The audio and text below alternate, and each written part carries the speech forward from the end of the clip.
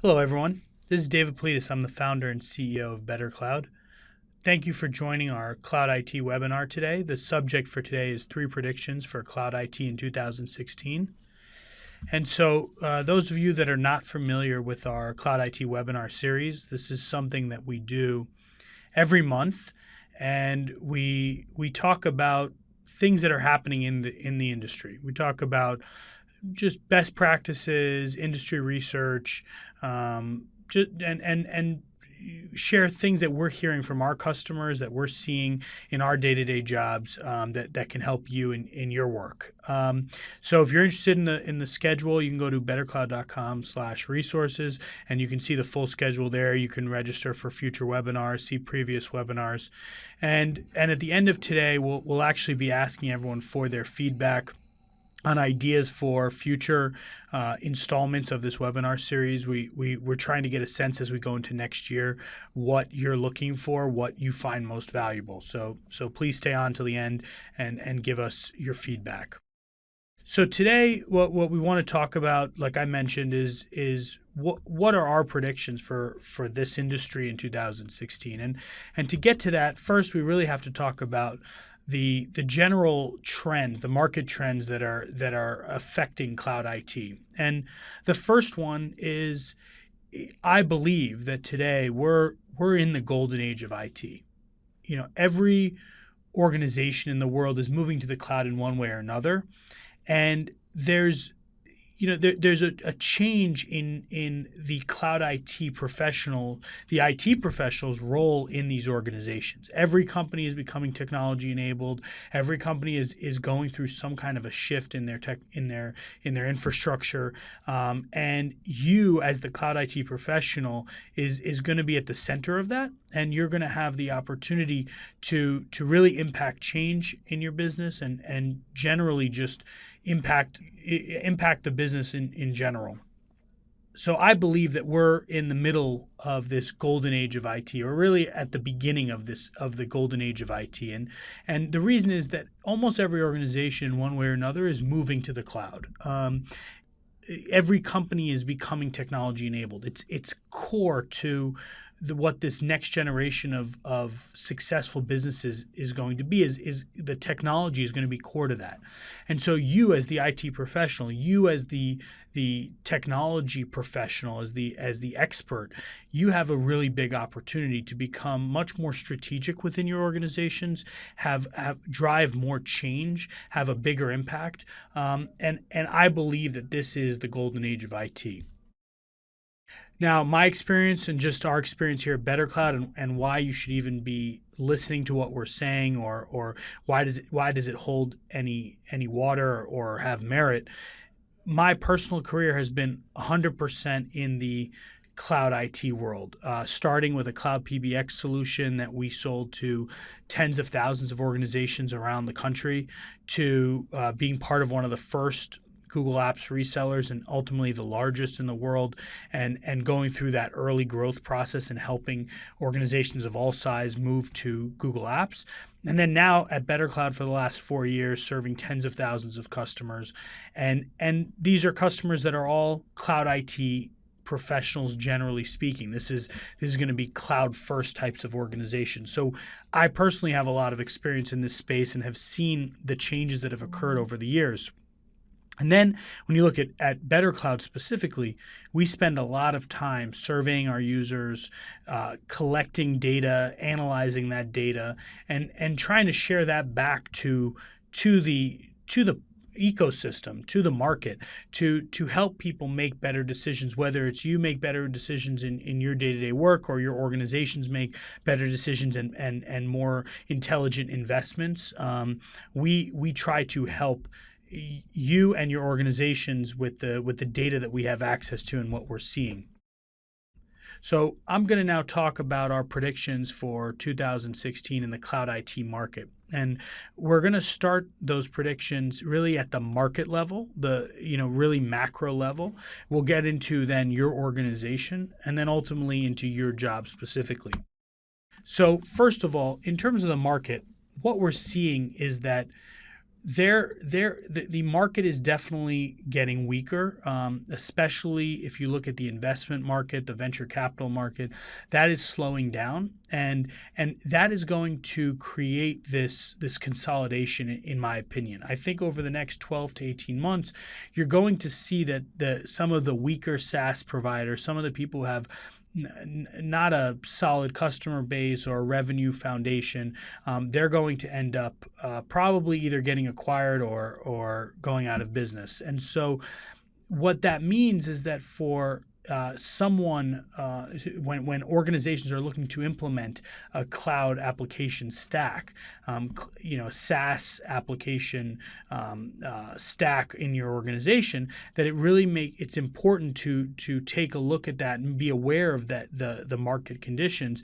And when you're looking at organizations, it's important to really think about that. So in each of these major categories, if it's CRM or telephony or video conferencing, in the major categories, there are clearly 2, 3, maybe in some categories 4 winners, and then there's a long tail of technology companies, software companies that are building these types of technologies, but may not have the kind of the foundation, like I mentioned before, to survive a down market. And so my suggestion to you is when you're looking at making some decisions, really do your diligence. Make sure you know the types of companies that you're talking to, understand their financing, understand, are they the market leaders? Talk to your peers, talk to other people, your colleagues. We actually hold this Cloud IT Summit every year where we bring together cloud IT professionals. This year was in New York in September. These types of events where you can go and be around your peers and see what are they implementing? Why did they implement that? And you'll start seeing the same names over and over and over again, and selecting the market leaders in this case in each of those categories is really important. The next area here is really around cloud adoption, and how that is driving app proliferation. So if you look at what's occurring in the market, the number of cloud applications being leveraged inside of companies is increasing, and it's increasing at a tremendous pace. And as that occurs, you're seeing that the number of SaaS applications being used by users bring their own applications into the company. All of this is just increasing the number of apps, and like I say, app proliferation inside of your organization. And with that, there needs to be some way, for you to handle that. So if you look at an organization, for example, in a perfect world, you may be using Google Apps for everything in this very homogeneous environment where you're using Google Apps using Gmail for email, you're using Docs and Drive for collaboration, you're using Hangouts for chat, and maybe Hangouts for voice. That may be what the homogeneous perfect environment looks like. In reality, what we're seeing across our organizations is we're seeing really this heterogeneous environment where, yes, Google may be core and maybe their email system, but they may bring in Dropbox for collaboration and storage, or potentially Box.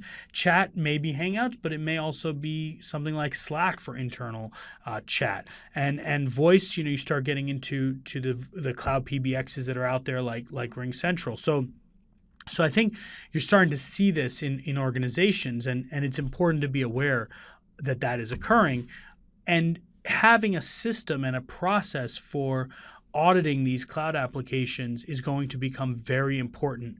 In the coming years, I think having a process to audit these cloud applications and determine which of the cloud applications you want to implement in your environment versus which ones you want to get rid of, or in some cases you may see that you're using 6 chat applications across your environment. Maybe each business line has decided to use their own, and you need to have a way of seeing what's occurring in your organization and not doing it from to shut everything down, instead to be an enabler, and in some cases say, well, we can actually consolidate all those chat systems into this one, or why do we use 3 different video conferencing systems?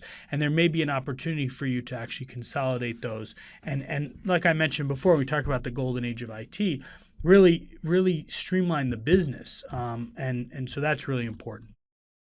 Then you start talking about cloud certification. So now if you think about that, when we talk about the market weakening, we're talking about the general high-level macro market environment. And then we talk about your environment specifically and talk about your organization and how app proliferation is occurring.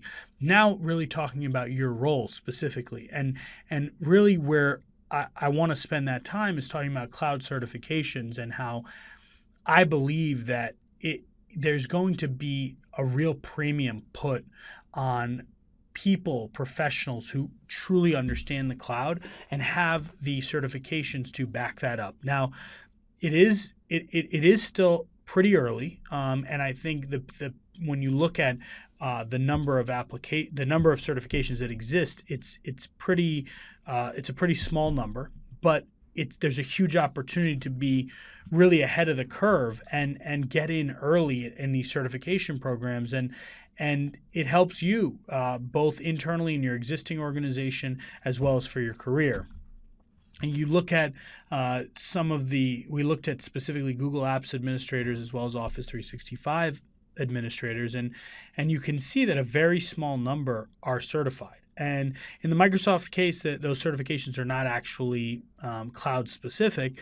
On the Google side, they are, but the numbers are pretty small considering, median years of experience is 15 years. It's interesting that these certifications, especially if you look at the Google side, which is very cloud focused, that those haven't really hit the levels that you would expect at this point. And there are other ones. There's the Amazon certification, ServiceNow. There are a number of the certifications that are out there. But my advice is to get started on these certifications early and start truly establishing yourself as an expert in the industry. And do it early, and get in early and start building that up, and building up those competencies.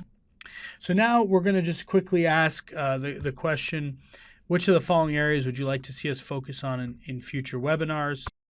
So these are some of the areas for next year, for 2016, that we're looking at focusing on.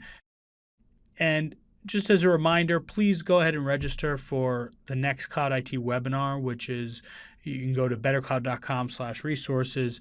And I think the next one we have coming is pretty exciting, actually. There's going to be something we unveil there in December, which we're excited for. So please go ahead there and register. And if you have any questions or comments, or I'd love to hear feedback. So if you have any questions, comments, thoughts about the industry or some of these predictions, please go ahead and email me, david@bettercloud.com. So one question here, a very good one here, is what's a good path to dig out of legacy systems and move to more modern cloud-based solutions? So for me, that's a question by Adam. That's an excellent question. I think for what we're seeing with organizations is that they're making this shift from an IT perspective, is that they're bringing the business benefits to the business, to the leaders of the business. I had an organization, I've used this quote a lot because I love it. They said IT was able to drive the move to Google Apps because they went to the business and they said, we want to drive collaboration. And the collaboration will ultimately drive innovation in our organization, and innovation will drive business growth. And they got into real details. They'd done a pilot of Google Apps. They showed the collaborative nature. They showed how they work in documents together, Hangouts, and they showed the business benefit to the company. It also depends on what kind of organization you're in. If you're an organization that is trying to attract let's say a younger workforce, the millennials of the world, you're actually at a disadvantage if you're not providing those millennials cloud-based solutions to work with, because that's what they're used to.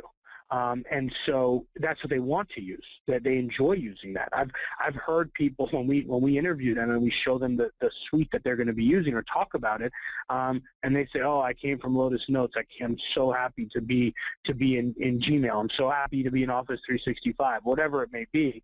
Just being in a browser-based experience is what people, again, I'm talking about a specific population, but for many businesses, if that's the audience if you're looking to go and hire those types of people, moving to the cloud is beneficial in even recruiting. I've seen that. And then again, from a business perspective, is taking legacy app by legacy app and looking at the cloud alternative, looking at the business benefits. In most cases, not in all, but in most cases, we see that you're going to save money one way or another. At least you're going to save the upfront cost, usually, when you're buying a SaaS solution, and you're going to have these other business benefits. So we've seen people who go in and they'll pilot it in a very specific team and do a test for 2 months and monitor it and look at the data and analyze it and bring that back to the business to say, look at the speed, look at how fast we were able to do this,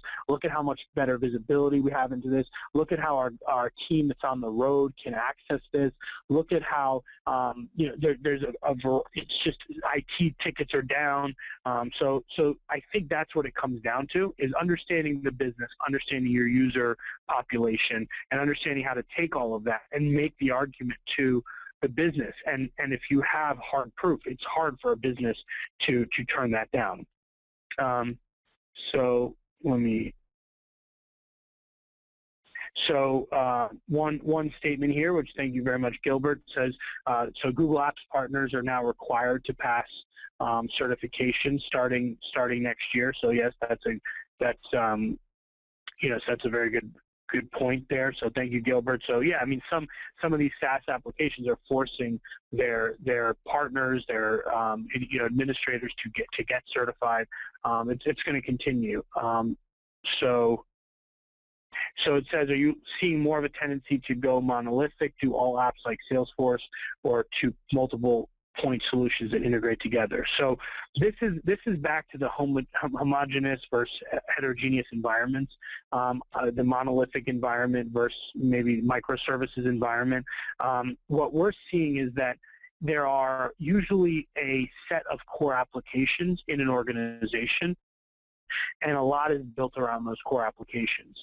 But at the same time, more and more, we're seeing these point solutions that are coming out that may integrate with that core application, but serve a very specific purpose. So as an example, what we've seen in video conferencing, and this is happening more and more, you'll see something being used in the conference rooms, and then you'll see a different solution that's being used for point-to-point between two users in an organization, and you'll see a different solution that's being used for external presentations. And so we are seeing that more and more, where because there are these solutions, because it's pay-as-you-go or pay-as-you-need-it, and it's the SaaS solution, you can have one license of this, one license of that, we're seeing much more complex environments. And you look at Salesforce as an example even, and the app exchange around Salesforce is so vibrant, and there's so many applications that integrate with Salesforce. Most Salesforce environments that we see are not pure Salesforce. If you look at our environment, we probably have 8 applications that are deeply integrated with Salesforce. And in Google environment, same thing. We're seeing an average of 8 or 9 applications that have been integrated into Google Apps environments. And so there are these core applications or core platforms, but surrounding those, there are many more point solutions coming about. So I have. I think there's